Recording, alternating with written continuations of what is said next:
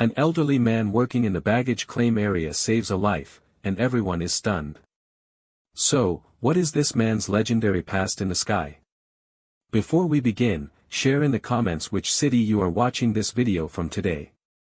Chicago O'Hare International Airport was one of the busiest and most complex airports in the United States. The baggage claim area of Terminal 3 operated like a massive organism from the early morning hours. Conveyor belts spun, the roar of airplane engines echoed off the ceiling, passengers rushed about, and announcements blared non-stop. But amidst this chaos, there was one person who appeared at the same time every day. A gray-haired man with a slight hunch, walking with a weary yet attentive expression on his face. He wore an old work jacket, carried a worn-out bag on his back, and always went to the same station. No one knew his name, they simply called him Uncle Frank. He neither greeted anyone nor smiled. He would simply nod slightly and place the luggage. Young staff members teased him, "Uncle Frank is here again, I guess he's forgotten what time it is." But Frank paid no attention to them. He acted as if they weren't there. The adult employees didn't pay much attention to him either. Frank was just a fixed part of the airport for them, like the old fire extinguisher on the wall or the forgotten sign in the corner. But shift supervisor Linda had noticed something odd about this man. He arrived at the same minute every morning. His hands never trembled, and he lifted heavy bags more easily than the young ones. But the most striking thing was his eyes. Frank always scanned his surroundings. It was as if he was waiting for something or trying to sense danger. There was also a constant bulge in the left pocket of his jacket. No one asked what it was or wondered about it. Until that day. It was December 2025. The airport was unusually crowded before New Year's Eve. Terminal 3 was filled with a sea of people.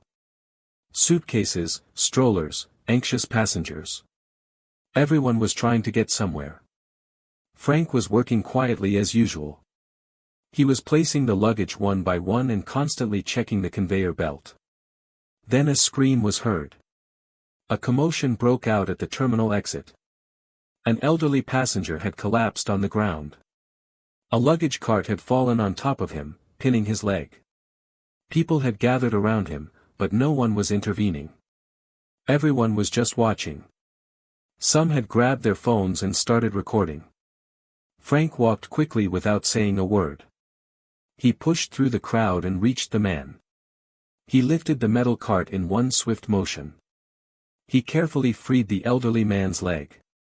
Then he knelt down and checked his pulse. He pulled out a small first aid kit from his jacket.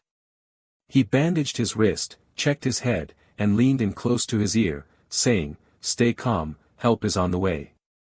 His voice was calm but reassuring. Within minutes, the ambulance arrived. The elderly passenger was carried away conscious. As the security guards tried to figure out what had happened, a voice rose from the crowd, "That man helped. Uncle Frank."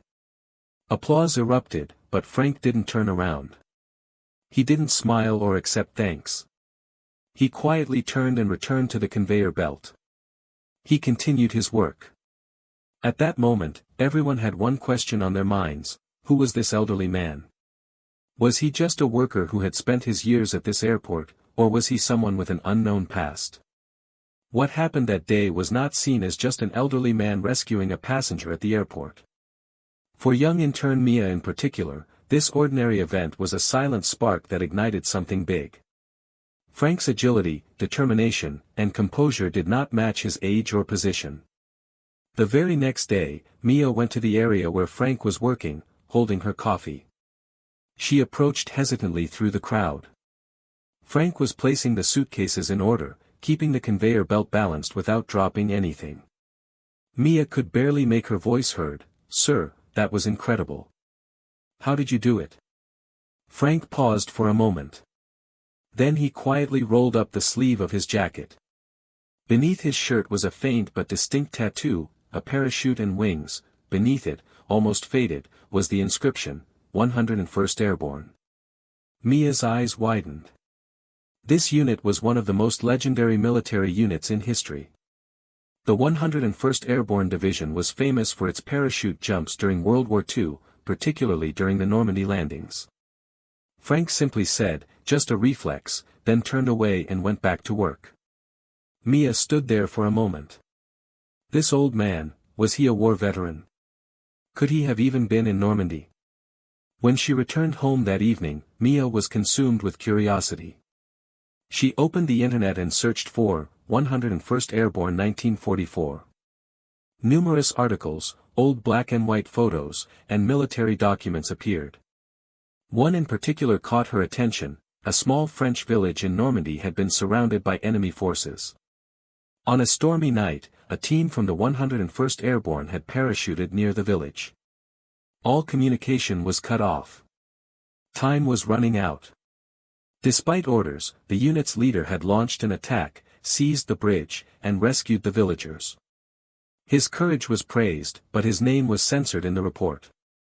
However, what truly shook Mia was this statement in the report: there was no trace of fear in the leader's eyes.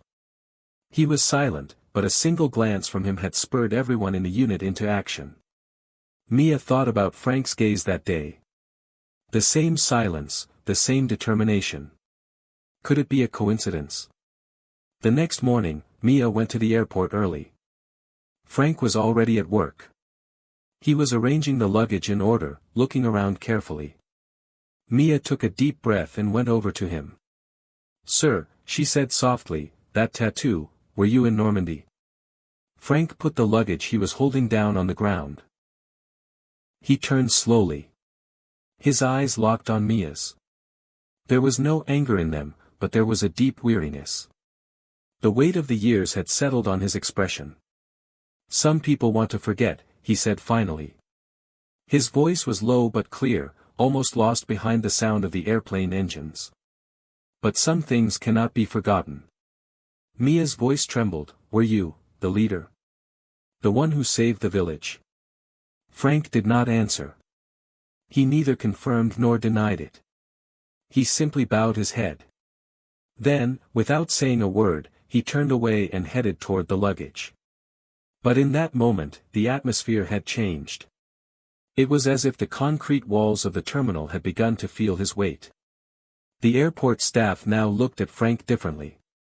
His presence was no longer that of an old man, but the shadow of a silent history.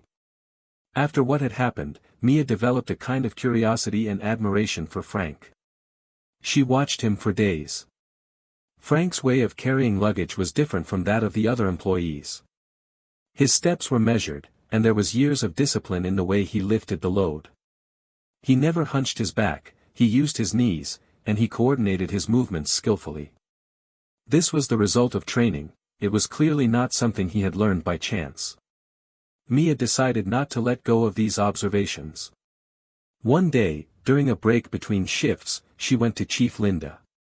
"What do you know about Uncle Frank?" she asked directly. Linda shrugged first. "Frank Russo. He's been working here for 30 years. He's quiet, dedicated to his work. He comes every day, stays at the same station every day. He never takes a day off. He doesn't talk to anyone much. But sometimes when you look at him, it's like he's remembering something. Like he's watching something. Something floating in the sky," she said and fell silent. Mia told her about the tattoo. She mentioned the Normandy connection. She also described in detail how she had helped the passenger who had fainted at the terminal. Linda's eyes widened. "Does he really have a tattoo? 101st Airborne?" she asked. Mia nodded. Linda took a deep breath. It was years ago. The luggage compartment door of an airplane cargo had jammed at the terminal. No one could open it. Even the mechanics were helpless. Frank approached, quietly placed his hands on it, and opened the door by himself. Everyone fell silent at that moment, but no one asked any questions. Because Frank doesn't answer questions. That night, only one thing was on Mia's mind: who was Frank really? She went to her computer at home to find the answer. She typed, "Frank Russo 101st Airborne 1944, into the search engine. Thousands of results came up. Military documents, newspaper clippings, academic articles. After hours of searching, she found a document. It mentioned a 101st Airborne unit that had parachuted into Normandy in 1944. Their mission was to capture a strategic bridge behind enemy lines. The attack was extremely risky.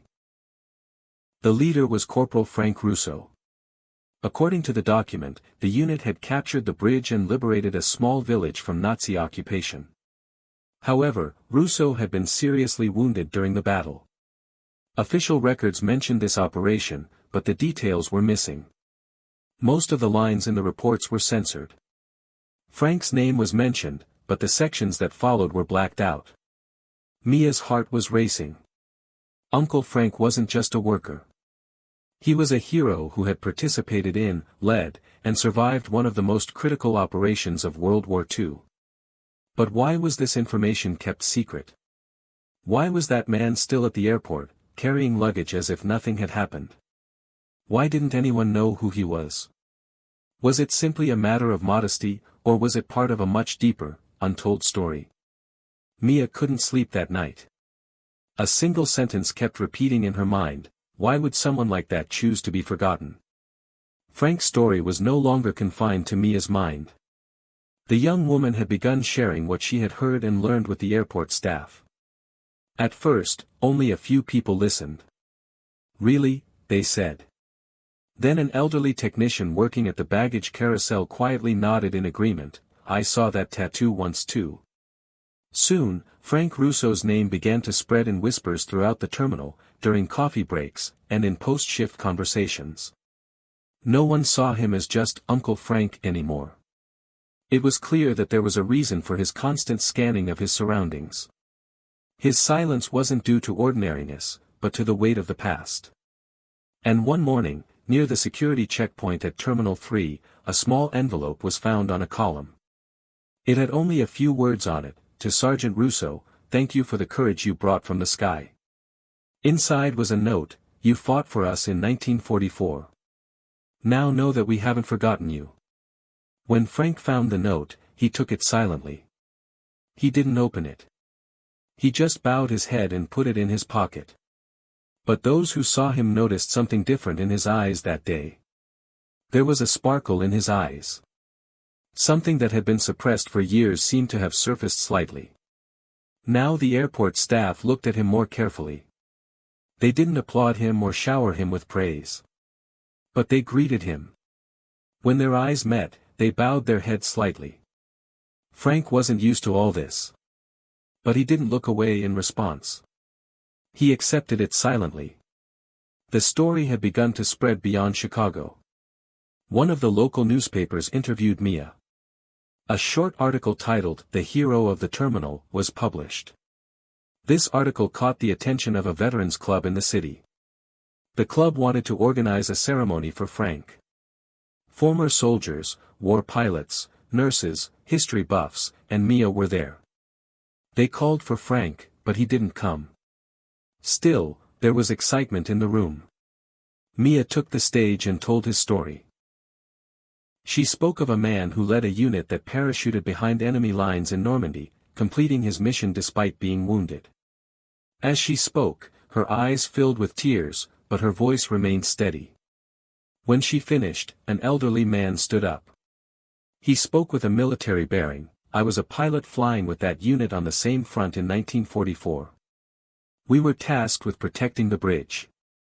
The enemy was very strong. But one man, with his unit, reached the bridge. He crossed the line of fire and saved us. That man was Frank Russo. I'm alive because of him." The hall erupted into applause.